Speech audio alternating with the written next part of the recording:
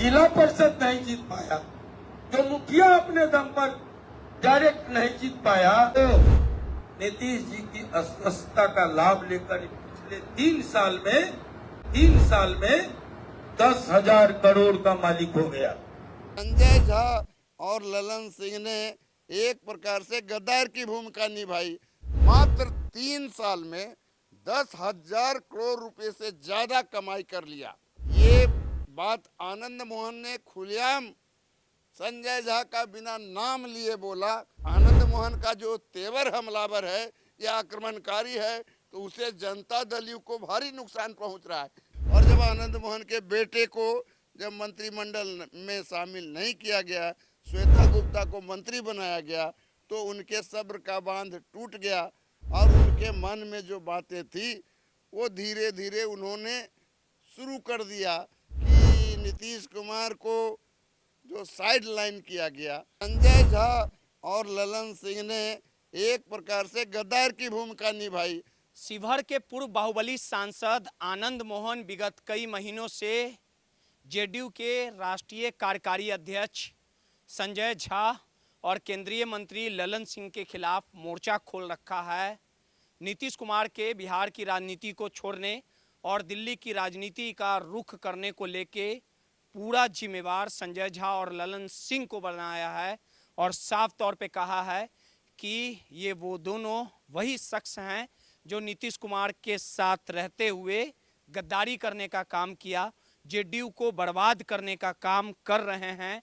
और जिस प्रकार से हमारे बेटे चेतन आनंद ने इस सरकार को बचाने का काम किया लेकिन मंत्री नहीं बनाया गया, यानी आनंद मोहन और संजय झा ललन सिंह में जो लड़ाई है वो थमने का नाम नहीं ले रही है। हमारे साथ बात करने के लिए वरिष्ठ पत्रकार संजय वर्मा जी है। संजय जी, ये लड़ाई कब तक रुकेगी? और जिस प्रकार से आनंद मोहन लगातार पिछले कुछ महीनों से संजय झा ललन सिंह पर हमलावर हैं, उनके बेटे को मंत्री नहीं बनाया गया, तो साफ तौर पे कहा कि थैला लेके जो जाता है, राजनीति करता है, थैला पहुंचाता है, उसे ही मंत्री बनाया गया।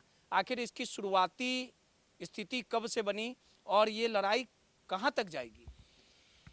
देखिए, ये जो मामला है कि आनंद मोहन के बेटे को मंत्री नहीं बनाया गया,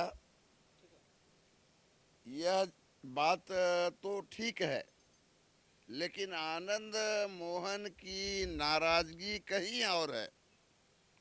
शिवहर से उनके पुत्र राष्ट्रीय जनता दल के विधायक थे और फिर जब इस चुनाव में शिवहर से उनको टिकट देने की बात आई तो उनका जो है ट्रांसफ़र करके नबीनगर में उनको जनता दल ने टिकट थमाया।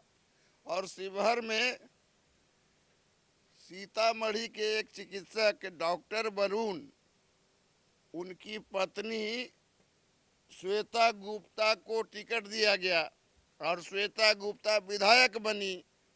और विधायक बनने के बाद जब सम्राट मंत्रिमंडल का गठन हुआ तो वो मंत्री बन गई और वहीं से आनंद मोहन का गुस्सा का शुरुआत हुआ। वहीं से वो जनता दल यू में संजय झा या आनंद मोहन, ये दोनों पर आक्रमण करने लगे, प्रहार करने लगे। चूँकि आनंद मोहन के दिमाग में ये बात बैठ गई कि शिवहर कभी उसका एक छत्रगढ़ होता था जहां उनको संजय झा ने चुनौती दी और संजय झा ने ही डॉक्टर वरुण को पिछले लोकसभा चुनाव में टिकट दिया था। किसी कारण से डॉक्टर वरुण चुनाव लड़ने में अपने आप को विफल साबित हुए और फिर शिवहर की उस सीट से डॉक्टर वरुण की पत्नी श्वेता गुप्ता को टिकट दे दिया गया जहां उनके बेटे को टिकट देना था। तो आनंद मोहन की लड़ाई की शुरुआत यहीं से हुई। और जब आनंद मोहन के बेटे को जब मंत्रिमंडल में शामिल नहीं किया गया, श्वेता गुप्ता को मंत्री बनाया गया, तो उनके सब्र का बांध टूट गया और उनके मन में जो बातें थी वो धीरे धीरे उन्होंने शुरू कर दिया कि नीतीश कुमार को जो साइड लाइन किया गया या नीतीश कुमार को ज़बरदस्ती या दबाव में आकर जो उनको मुख्यमंत्री के पद से अपदस्थ किया, उसमें संजय झा और ललन सिंह ने एक प्रकार से गद्दार की भूमिका निभाई और उसके बाद वो परत दर परत खोलने लगे।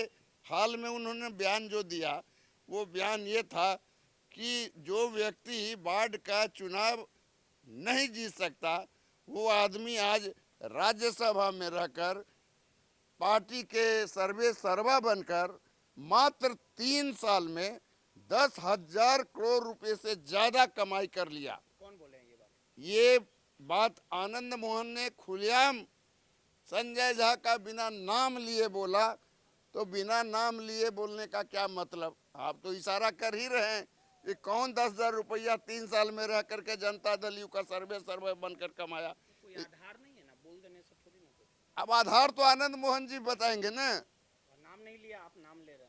उन्होंने इशारा उन्हीं के बारे में किया। जनता दल यू का सर्वे सर्वा अभी कौन है? जनता दल यू का अभी सर्वे सर्वा कौन है? कहा जाता था कि ललन सिंह सर्वे सर्वा है, लेकिन हाल के जो गतिविधि देखा गया वो सबसे प्रमाणित होता है कि जनता दल यू के अभी तात्कालिक सुप्रीमो तो संजय झा हैं। अब आइए बात संजय झा पर, वो गर्म है और पूरी तरह से गर्म है। टिकट जो थैली की बात की गई थी, आनंद मोहन तो कह रहे हैं कि 22 लोगों से करोड़ों की उगाही करके टिकट दिया गया और मैं आने वाले समय में नाम खोलूंगा, और उसमें भी उन्होंने नाम नहीं लिया लेकिन इशारा तो कर ही दिया। तो एक तरह से आनंद मोहन का जो तेवर हमलावर है या आक्रमणकारी है, तो उसे जनता दल यू को भारी नुकसान पहुंच रहा है, क्योंकि जनता दल यू कहती रही है ना करप्शन से समझौता करेंगे ना क्राइम से समझौता करेंगे। तो करप्शन का से समझौता नहीं करेंगे तो इतने बड़े पैमाने पर आपके जो नेता हैं वो नेता कैसे आरोप लगा रहे हैं कि 10,000 करोड़ रुपया आपने कमा लिया। दरभंगा में जो एम्स एयरपोर्ट बना उसमें आपने अपनी जमीन दी और आप लाभ कमाए।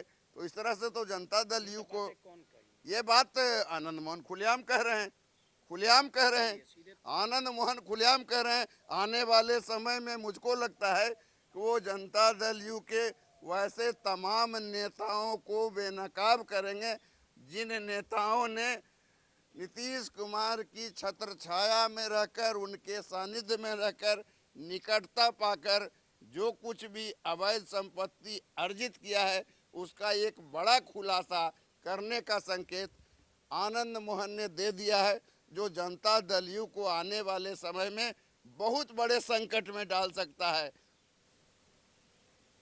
चलिए, सीधे तौर पे जिस प्रकार से आनंद मोहन लगातार हमलावर हैं, अब देखना दिलचस्प होगा कि आनंद मोहन के हमले के बाद जेडीयू के जो बड़े आला कमान हैं वो किस रूप में प्रतिक्रिया देते हैं। लेकिन आनंद मोहन और ललन सिंह और संजय झा की जो लड़ाई है वो लगातार देखने को मिल रही है। सहयोगी मुन्ना के साथ रोहित, माई पीडीए समाचार, पटना।